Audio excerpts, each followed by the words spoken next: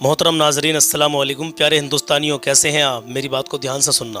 पहलगाम आतंकी हमला जो हुआ था अपने हिंदुस्तान के कश्मीर में, उसकी एक छोटी सी वीडियो, 2 वीडियो हम आपके सामने ऐसी रखने वाले हैं। ध्यान से सुनना मेरी बात को, चाहे फेसबुक पर देख रहे हो चाहे यूट्यूब पर देख रहे हो। आज 9 मई है और चांद की 10 तारीख है। आप कहीं भी हमें देख रहे हो, किसी भी प्लेटफॉर्म पर देख रहे हो, सिर्फ और सिर्फ 5 मिनट हमारे साथ आप बने रहना, आप सब कुछ समझ जाओगे।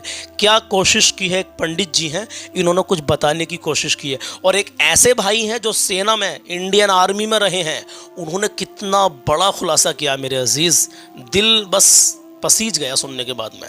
ज़रा एक नज़र देखिए, आप खुद फैसला करेंगे, आप खुद कमेंट करके बताएंगे कि वाकई हाँ कितनी हकीकत है पंडित जी की बातों में और उस भाई की बातों में जो आर्मी में रहा है हिंदुस्तान की। उसने दहशतगर्दों को लेकर के कुछ बहुत बड़ा खुलासा किया, खासकर पहलगाम को लेकर के। हमारे साथ सिर्फ 5 मिनट बने रहना, हम आपको अपडेट के बाद में अल्लाह के नबी सल्लल्लाहु ताला अलैहि वसल्लम का फरमान बताते हैं और रोज़ाना एक कलाम भी सुनाते हैं। तो सिर्फ 5 मिनट रुके रहें, उसके बाद में चाहे आप जा सकते हैं और कलाम सुन के जाएंगे इंशाअल्लाह ताला, तो और सोने पर सुहागा है। चलिए पहली वीडियो देखिए। मैं सेना में रहा हूं, ये आतंकवादी हमला करता है तो उसके पास इतना समय नहीं होता है कि आपकी जात पूछे, नाम पूछे, कलमा पढ़वावे, पॉइंट खोलवावे। ऐसा नहीं है। वो ताड़ भर फायरिंग किए और कैजुअलिटी किए, घायल किए और भाग लिए। उनके पास इतना समय नहीं होता। कौन सा मीडिया वाला गया था कि वहां पॉइंट खोला जा रहा है, जात पूछी जा रही है। 1 हफ्ता 10 दिन पहले किसके आदेश पर चेक पोस्ट खाली कराया गया, सेना वहां से हटाई गई। किसके आदेश पर वहां से फोर्स हटाई गई? जब सेंसिटिव एरिया है, पूरी कश्मीर सेंसिटिव एरिया है। ये विदेश गए, बहुत पहले सोशल मीडिया पे चल रहा था, तमाम पत्रकार, संजय शर्मा वगैरह तमाम लोगों का मैं देखा, उन लोगों ने कहा कि विगत 1 महीने में कुछ बड़ा होने वाला है, कुछ बड़ा होने वाला। हम समझे कि सरकार जाने वाली है। हमको ये नहीं समझ में आया कि यही बड़ा होने वाला है। ये नर पिशाच है, इन सबों को इस्तीफा दे चाहिए। सीधी सीधी मांग कर रहे हैं भैया, इन सबों को इस्तीफा दे देना चाहिए। अब उन पंडित जी को और सुन लीजिए, इन्होंने क्या कुछ कहा है मेरे भाई। देखा इन्होंने क्या कहा कि जो दहशतगर्द होते हैं उनके पास इतना टाइम नहीं होता कि वो कलमा पढ़वाएं, वो धर्म पूछें, वो पैंट खुलवाएं। तो इन्होंने सब कुछ क्लियर कर दिया। बहरहाल अब इन पंडित ये आप देखिए, हम हमेशा आपसे कहते रहते हैं कि हम आपको अच्छे और सच्चे पैगाम देते रहते हैं। तो आप में से जितने लोग शायद पहली बार आए होंगे तो हमें सब्सक्राइब कर लेना, यूट्यूब पर देख रहे हो तो, और फेसबुक पर देख रहे हो तो फॉलो कर लेना। चलिए देखिए, पंडित जी ने पहलगाम के हमले को लेकर के 2 मिनट के अंदर कितनी बड़ी बात कही है भाई। जो लोग हिंदुस्तान के माहौल को ख़राब करने की कोशिशें करते हैं, हिंदू मुसलमान के चक्कर में पड़े रहते हैं, लेकिन हिंदुस्तान के अंदर अल्हम्दुलिल्लाह बहुत बहुत गुड लोग भी रहते हैं जो हर चीज़ को समझते हैं, इंसानियत को समझते हैं अल्हम्दुलिल्लाह। पहले आप इनको सुनिए जरा, क्या कह रहे हैं। पाकिस्तान की धरती से आए थे। अरे भाई, पाकिस्तान की धरती से आए थे, इतनी जल्दी कैसे पता चल गया आपको? हमारे घर में कोई घटना होती है तो हम सबसे पहले किसको पकड़ेंगे? सबसे पहले तो चौकीदार को पकड़ेंगे ना, कि तुम कहाँ थे, क्यों ये घटना हो गई तुम्हारे रहते हुए, किस लिए तुमको रखा था। सही बात। लेकिन यहाँ नहीं ऐसा हो रहा है। यहाँ जो है कहते तो हैं कि हम चौकीदार हैं, लेकिन चौकीदारी अगर की गई होती, हाँ चौकीदार अगर अपने काम में पक्का होता है तो उसके ऊपर आक्रमण करके उसको कोई मार दे, लेकिन फिर कहा जाता है कि इस चौकीदार ने अपना निभाया। यहाँ तो कुछ पता ही नहीं है, कोई लड़ा ही नहीं उनसे, किसी ने उनको रोकने की कोशिश ही कहीं नहीं की। वो आए, घटना की, आराम से चले गए, कहीं पर उनको कोई बाधा नहीं है। कहाँ है चौकीदार? और चौकीदार के बारे में चर्चा ही नहीं हो रही है। अब कह रहे हैं हम उनको सबक सिखा देंगे, हम ये कर देंगे, हम वो कर देंगे। पाकिस्तान की धरती से आए थे। अरे भाई, पाकिस्तान की धरती से आए थे, इतनी जल्दी कैसे पता चल गया आपको? और अगर इतनी जल्दी आपको पता चल जाता है तो घटना के पहले क्यों नहीं पता चल गया? और दूसरी बात यह है कि अगर पाकिस्तान से आए तो पाकिस्तान के खिलाफ अच्छी तगड़ी कार्रवाई करिए। आप कह रहे हैं कि हम सिंधु नदी का जल रोक देंगे। आपके पास जल को रोकने या उसको डाइवर्ट करके अपने ही देश में रख लेने का कोई उपाय ही नहीं। हमने विशेषज्ञों से पूछा कि अगर हम सिंधु नदी का जल पाकिस्तान में जाने से रोकना चाहते हैं तो हमारे पास क्या व्यवस्था है? उन्होंने कहा हमारे पास कोई व्यवस्था नहीं है। अगर हम आज से शुरू करें कि ऐसी व्यवस्था हम बना लें तो पैसा कितना लगेगा वो तो अभी पूछिए ही मत। अगर पैसा पर्याप्त दे दिया जाए, पैसे के कारण एक दिन भी काम ना रुके, तब भी 20 साल लगेगा, तब हम सिंधु नदी का जल रोक पाएंगे। तो ऐसी परिस्थिति में हम ये कह दे रहे हैं कि हम सिंधु नदी का जल रोक लेंगे। और टेलीविजन के एंकर हमने सुना तो कह रहे थे, बूंद बूंद के लिए तरसेगा पाकिस्तान, 1 गिलास शुद्ध पानी नहीं मिल पाएगा, खेती नष्ट हो जाएगी, बिजली नष्ट हो जाएगी, ये हो जाएगा, वो हो जाएगा। गजब बता रहे थे, ऐसा लग रहा था कि जैसे प्यास तो लग ही गई पाकिस्तान को। और इधर विशेषज्ञ बता रहे हैं कि हमारे पास पानी को रोक लेने का कोई उपाय ही नहीं है।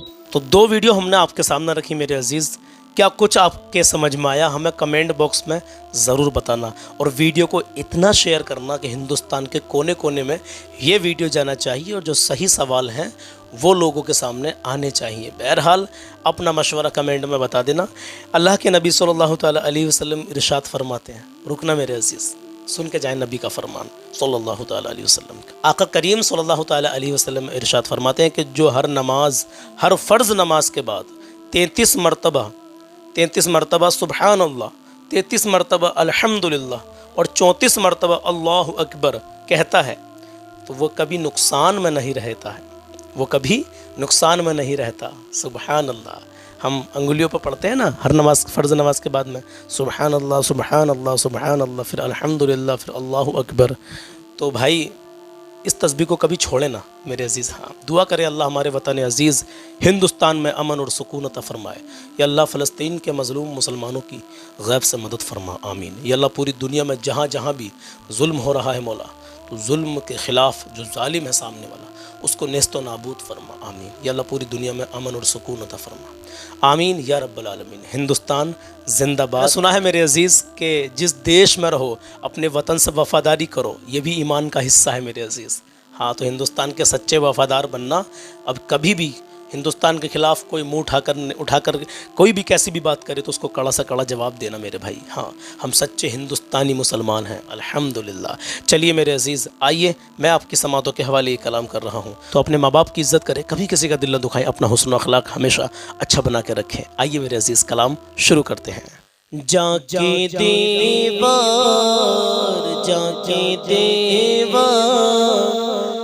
गिरा दे तो मज़ा आ जाए, जाके देवर गिरा दे तो मज़ा आ जाए, जाके देवर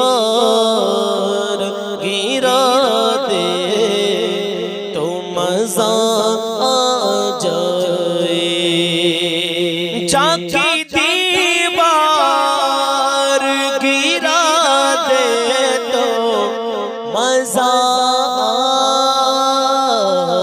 जाए,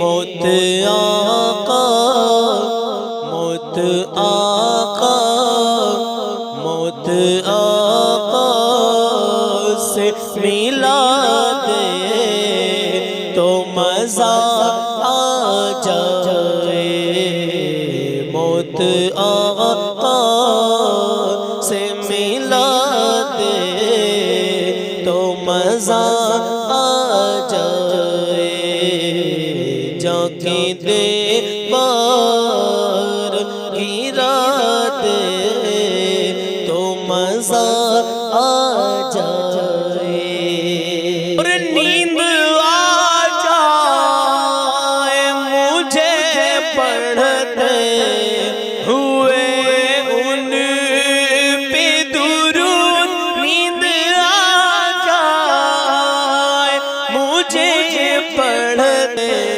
हुए उन पे दुरूद, और खुदा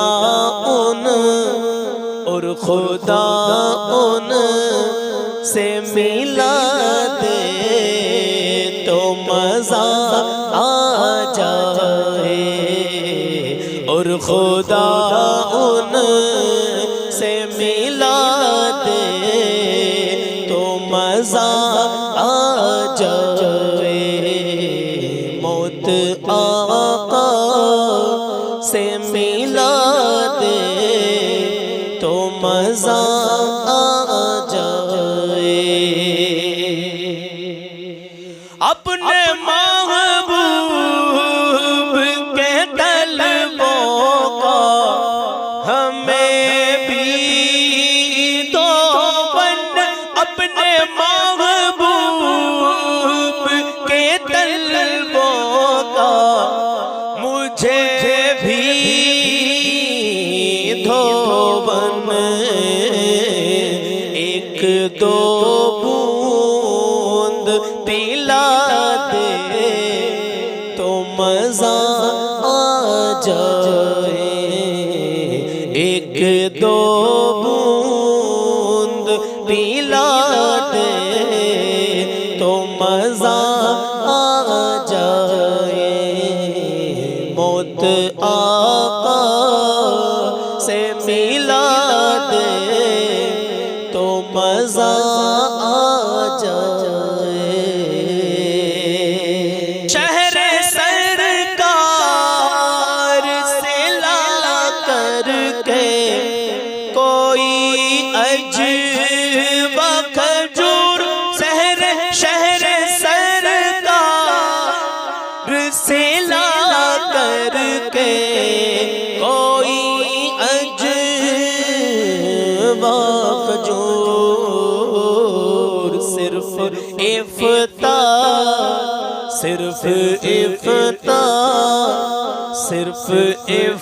इफ्तार करा दे तो मजा आ जाए, सिर्फ इफ्तार करा दे तो मजा आ जाए।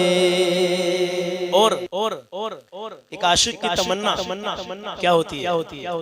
और कुछ दिन,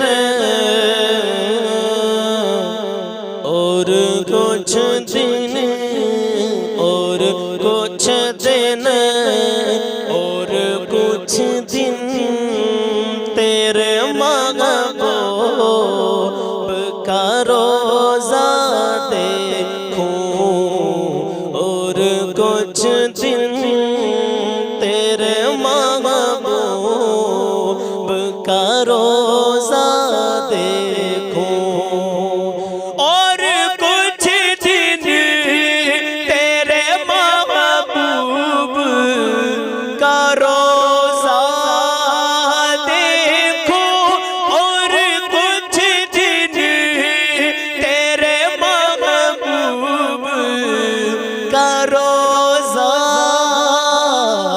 देखो, ए खुदा उम्र बढ़ा दे तो मजा आ जाए, ए खुदा उम्र बढ़ा दे तो मजा आ जाए। आका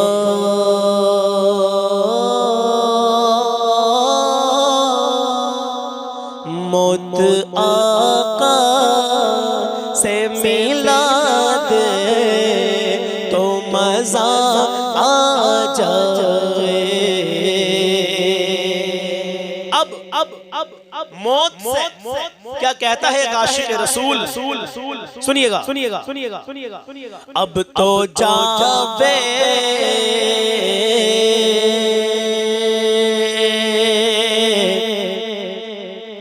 अब तो जावेद मदीने में मिलूंगी तुझसे, तमन्ना है उसकी क्या? अब तो जावेद मदीने में मिलूंगी तुझसे, अब तो जावेद मदीने में मिलूंगी तुझसे, ये खबर